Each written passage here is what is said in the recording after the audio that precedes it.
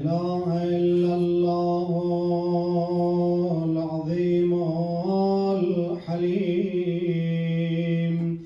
لا إله إلا الله رب العرش الكريم. الحمد لله رب العالمين.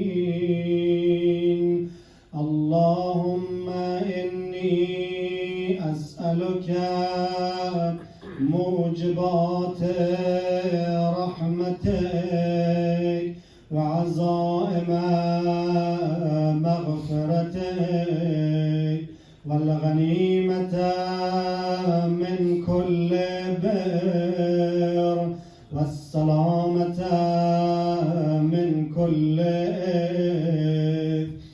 اللهم لا تدع لي ذنبا إلا غفرته ولا هما إلا فرجته ولا سقما إلا شفيته ولا عيبا